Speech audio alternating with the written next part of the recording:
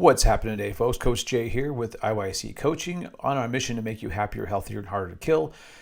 Today, I'm going to do a little mindset work and talk about a really important concept in my life that I work with my clients on.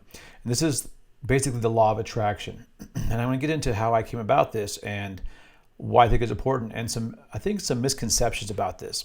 So, first of all, as I've gone through my YouTube journey, if you will. I mean, I've been on YouTube for 10, 11 years now, but really in the last year or so, I've really focused on creating better content and really getting a message out.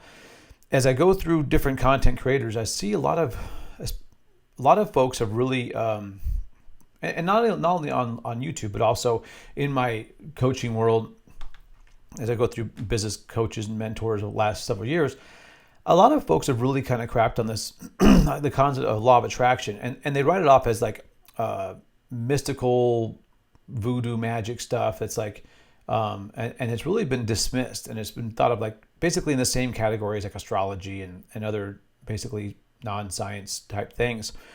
And I really couldn't understand why. And I did come to the realization a few years ago, why. And here's the issue. So if you are familiar with the law of attraction, it goes like this. It's like basically what you put in your mind and what you think about the most is what's most likely to come into your world. Essentially, if you're thinking about problems, then you get more problems. If you think about solutions, you get more solutions. If you think about success, you get more success. If you think about your failures, you get more failures. And that is something I believe in. And I'll tell you how I came about that in just a moment. But first, let me I think address the source of a lot of this dismissive attitude. And I did not realize this until a few years ago, that there was a very popular book and movie that came out years ago that I didn't really become aware of. And I heard about this. Let me check into this.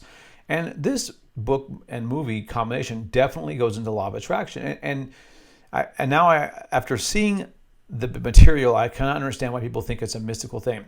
Many people think of law of attraction as like someone sitting on a couch, rubbing a magic lamp, waiting for a genie to appear and grant them wishes.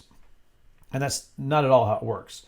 And the reason why. So here's the book that I think causes a lot of this problems. You may have heard of this. It's called The Secret. Now I've perused the book and I've gone through it. I have not yet watched the movie. Apparently there's a companion movie for it. Now, the reason that I believe The Secret is so successful is, well, first of all, the message is good. I think the biggest thing is it tells the concepts and principles in a story format, which historically, for self-help or, that kind of genre, I believe telling the message in a story format, whether it's personal stories or stories of someone else, is better than like having a bunch of facts and figures, like a textbook kind of format. Now, this is important for my next part of the story. For me, I like reading things in story format. I like stories, but I am totally comfortable and good with getting information that's very, I wouldn't call it spreadsheeted, but like, here's the facts and figures, here's the data, here's the research. This is how I go. This is why when people come at me for whatever opinion I have and say, "Oh, don't you just like science?" I go, "Yeah, actually, I love science. It was my most beloved passion as a kid, and I read voraciously and whatever." So, I totally understand why some people can be dismissive of the law of attraction, because using The Secret as a guide is very, it's very well. Again, it comes across much like in the same vein as tarot cards and astrology. Now, whether you believe in that or not, it's irrelevant. But it's a very, mystical, metaphysical kind of a, it's almost like magic. Vibrational energy in the universe and all that stuff, and whatever. Now, let me show you my journey of how I came into really following the law of attraction. I had a very different reference manual. So about 10, 11 years ago, this is from where this video was shot, I came across a book. And I don't even remember how it came into my possession, but I remember reading this book and being fascinated by the actual science behind it. And this is the book. Let me pull up my desk here. This is the book that I read that got me into law of attraction. This is called, move over here, Psychocybernetics. And this book was written in like 1960. This is not a new book at all. And in that era, very few self-help type books were written in a story format, because it was just like, here's the facts and, just the facts, man, just the facts. That was that kind of that era, which is something I like. So it wasn't until I came across the secret book and movie principle that I kind of understood why people were so poo-pooing the idea when I find it wholeheartedly believable. And I've seen it in action in my life. And basically the principle of law of attraction is, especially when it comes to the way this is basically like, experiments in science. It's not like vibrational, it's not things you can't test, or is the secret's more about, this person thought about this and it came to fruition and whatever. So the Psychocybernetics is really about training your subconscious to seek out what it is that you are seeking. And then with your subconscious is when you are activating it for when it is focused on something, it doesn't really care whether it's good or bad for you. It's just, if you're constantly thinking about pain and suffering, it kind of gets a signal like, well, pain and suffering, that's what we're going to be looking out for.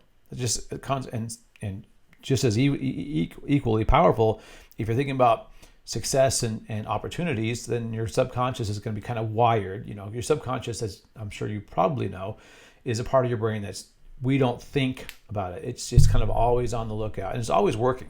So when you have a bad feeling or intuition, you get that, like you'll have the sensation something wasn't right. That's probably your subconscious picking up on cues in your environment that your conscious mind, your frontal brain, if you will, isn't really focused on.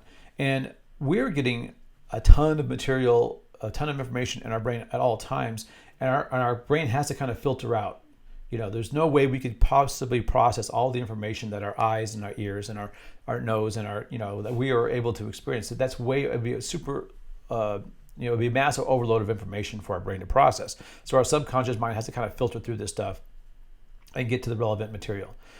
And if you program your subconscious mind to be thinking about success and opportunities, then you will see them. Here's a great analogy. Now, I've read this before. So let's imagine you just bought a brand new car.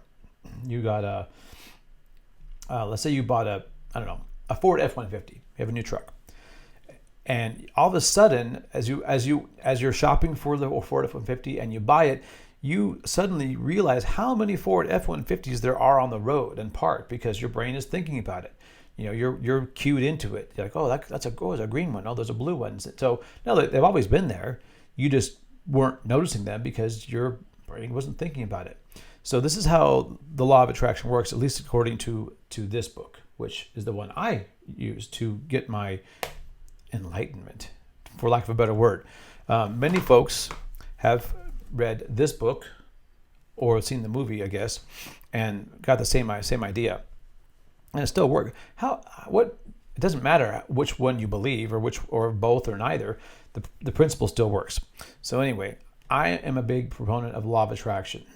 I wholeheartedly believe that what your brain is thinking about, whether consciously or unconsciously, a large proportion of the time, is what's most likely to come into your life. Whether you believe it's a vibrational universal energy, or whether you believe it's your subconscious being programmed to seek it out. Whichever version you think makes the most sense, or maybe they're both right. Who knows? Anyways, that is where I came to. So I recommend if you're not into new agey, woo-woo kind of stuff, and you think this book is just too goofy, then I recommend you pick up this one, which is admittedly a much drier read, but I think it's excellent. So it just kind of depends on your personality. So that is my take on it. So I believe in the law of attraction, and I got it through the book of Psychocybernetics by Maxwell Maltz, MD, FICS. I don't even know what FICS stands for. I'm sure someone out there does. Anyway, so hope that found that useful. If you found some value in this, give me a like, maybe subscribe to the channel. Although, we talk a lot about fitness and martial arts, my mission is to make you happier, healthier, harder to kill. And that doesn't happen through just one avenue. You have to have a kind of a comprehensive approach. You can train in martial arts and you can lift weights and you can do cardio, but I guarantee you, if all you think about is misery and woe, that's not going to help you live a successful, happy, fulfilling life. So Coach Jay, I hope this message finds you at peace and happy. Talk to you soon.